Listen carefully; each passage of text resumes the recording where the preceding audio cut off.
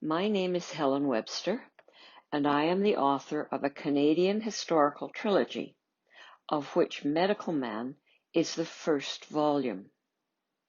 Before beginning this photographic story of my grandfather, T.R. Ross, MD.CM, it is useful for you to know a little about his background. While Medical Man tells the story of his life from 1900 on, which is when he married Jenny Louise Ryan and attended Queen's University to become a doctor, a little information about his early life is important. The second volume of the trilogy, Trader's Son, tells the story of his early life growing up as the son of a fur trader for the Hudson's Bay Company. It is a story of survival in the wilds of northern Ontario from his birth in 1871 to his marriage in 1900. It is also an explanation of how and why he was able to succeed so well as a pioneer doctor in Alberta.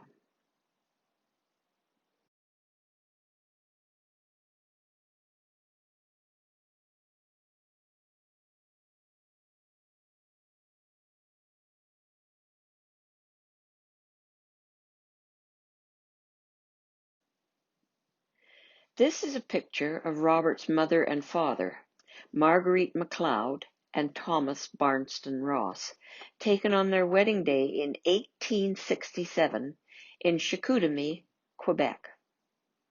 5 years later, the family, now with 5 children, followed T.B. Ross to a tiny HBC fort on the shores of Whitefish Lake in northern Ontario, about 20 miles from present-day Sudbury, which was founded 16 years later in 1883.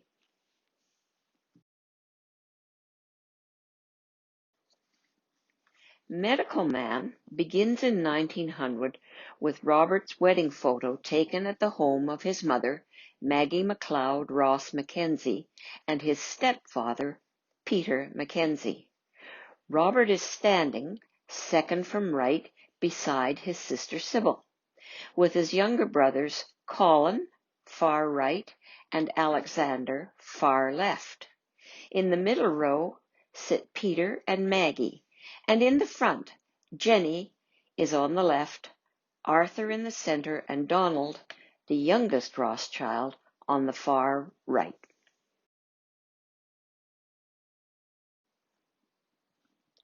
After Robert's wedding, Jenny and Robert went back to northern Ontario, to a community called Denorwick, which is about 370 kilometers from the Manitoba border. Robert was the trader in Denorwick in charge. As soon as Robert was accepted at Queen's University, they moved to Kingston, where Robert attended medical school. This photo was taken when he graduated in 1908. They had 2 sons by then, Gordon MacLeod, born in Denorwick in 1904, and Douglas Robert, born in Kingston in 1908.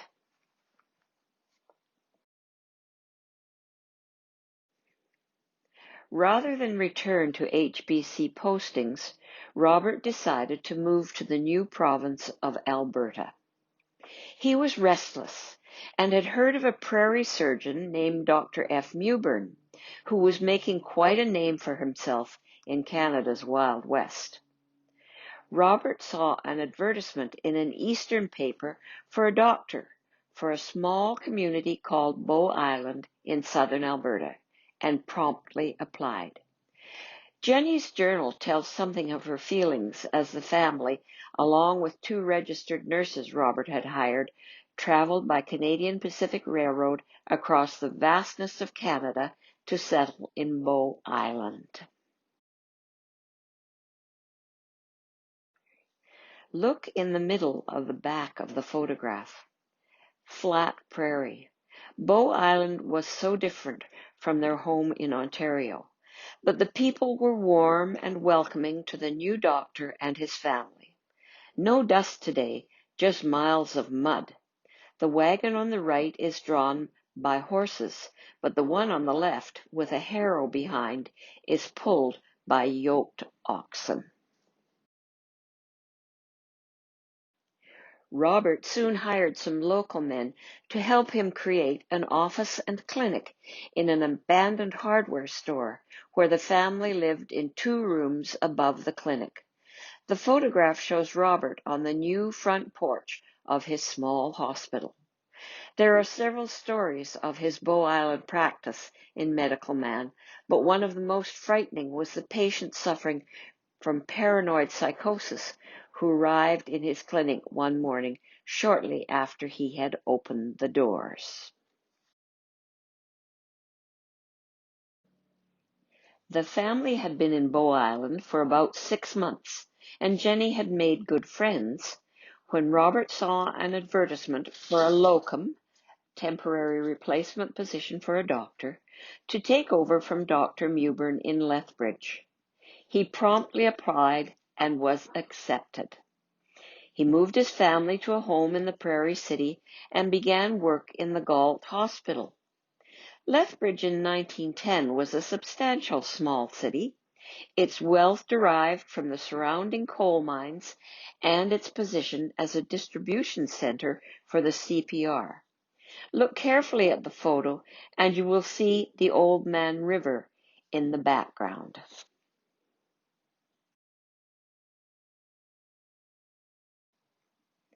These next pictures are of early Lethbridge, where the young family settled happily into the life of the community, with Robert offered a permanent position with Dr. Mewburn. However, things were to change when the city's water supply, that same Old Man River, became polluted as a result of all the city's sewage pouring into it, and it became a source of typhoid fever.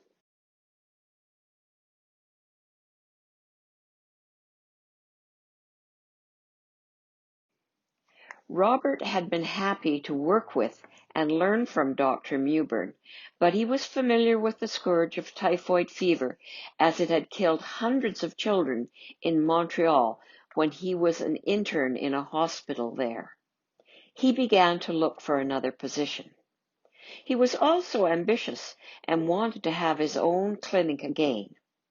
The opportunity arose to be in charge of surgery in the mountain village of Coleman, close to the Alberta-British Columbia border. Coleman is now called Blairmore. He promptly applied for, got the position, and told Jenny they were moving again. Coleman was also a coal mining town, but the village's water came from pure, cold mountain streams, and there was no typhoid.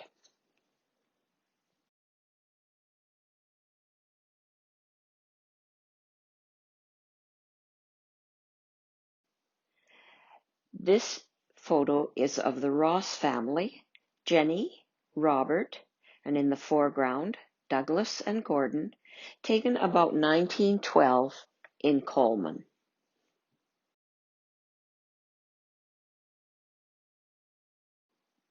The family remained in Coleman for 10 years. Following the examples of Joseph Lister and what he had learned from Mewburn, Robert introduced antiseptic surgery to the operating room and the small hospital, which dramatically reduced deaths from surgery and accidents.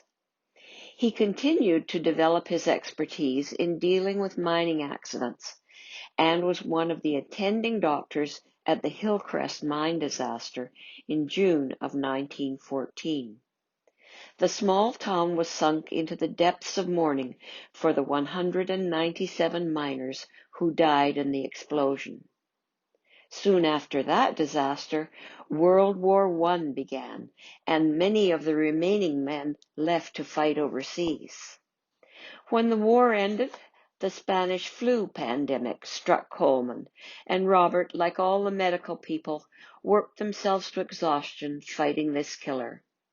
A sad story from Robert's Coleman cases deals with the death of a healthy infant as the result of the interference of a grandmother. In late 1919, Robert heard of a new, large hospital being built in the rapidly growing southern Alberta city of Drumheller. With his reputation as an excellent obstetrician, plus his surgical expertise, especially in the area of mining accidents, he quickly obtained a position at the new hospital. Robert spent much of his time in the operating theatre of the hospital, but he had many other patients. One of the saddest was the story of a terrible case of domestic abuse that ended in a triple tragedy when the young wife and her parents were shot by her enraged husband. After the end of the war, many pilots, called air aces, began to travel from town to town, demonstrating their skills by barnstorming. This was a way for demobbed flyers to continue to fly and earn a living before the age of commercial air travel. This is a photo taken of a World War I air ace, Captain Fred McCall, RAF. Young Douglas, age 12, went up in the plane, a Curtiss Jenny, when Robert purchased a ticket for him for $15, which is about $225 in today's money. This is a photo of Robert and one of the nurses, Dorothy Hooper, at the new hospital, probably taken at the official opening on July the 15th, 1920.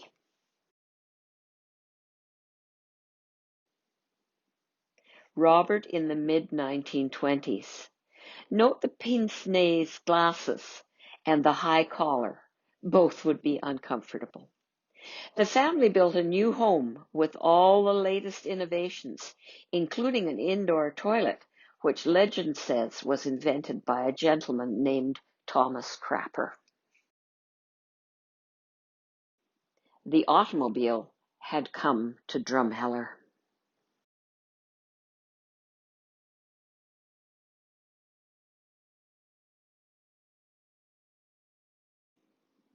Robert traveled to Montreal to visit his family and purchase a new automobile for himself, a Rio, which he had shipped back to Drumheller. This is Robert posing in front of the Drumheller Hospital in his new car.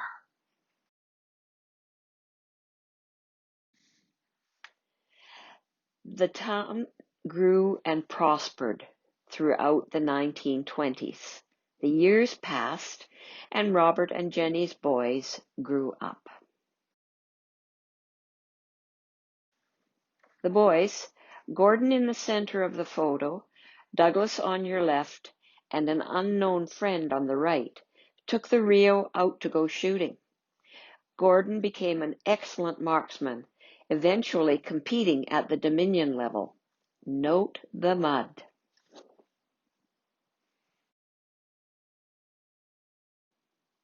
A back view of the Ross home covered in ivy.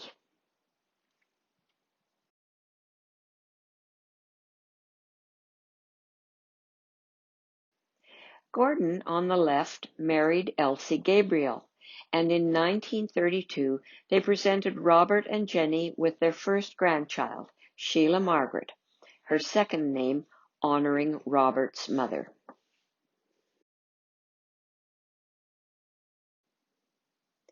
Robert in the 1930s.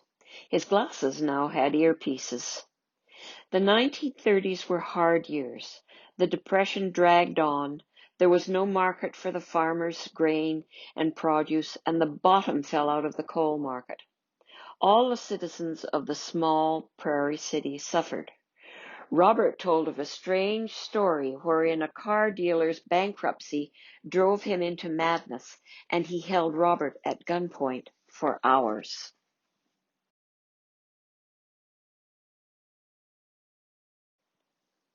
Robert was active in the community in many ways. He established and supported a miners' rescue team, as well as the Drumheller St. John's Ambulance Brigade.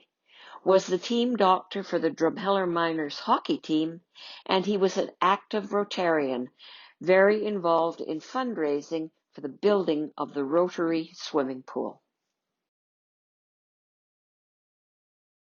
He often liaised with the RCMP and worked with the Miners Rescue Unit.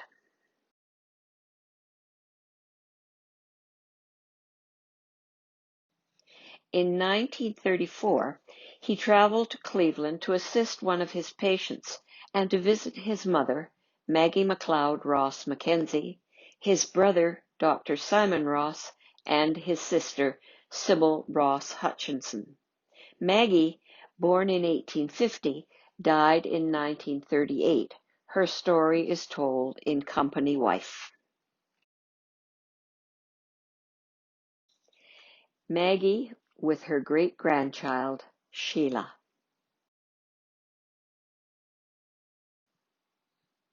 Drumheller in the 1940s. Again, the young men and women of the town went overseas to serve in the conflagration in Europe. Despite the adults' fears, the youngsters took advantage of a snowy winter. Robert, who loved to play the guitar and to traveled to England, where he purchased a Panormo guitar, which became his most prized possession. In 1950, Robert and Jenny celebrated their 50th wedding anniversary surrounded by their family. In the back row, we see Gordon, Sheila, Elsie, Robert, Douglas, and Beth. The center row, Tommy to the left, then Colin and Helen in front of their parents to the right. Seated, Jenny and Robert, and in the front row, Jean and Jim, Douglas and Beth's youngest children. Shortly afterwards, Robert retired and he and Jenny moved to Calgary. 4 years later, in 1954, Jenny died. In 1955, Robert flew to Victoria to hear his idol, Andres Segovia, play a guitar concert in the Royal Theatre.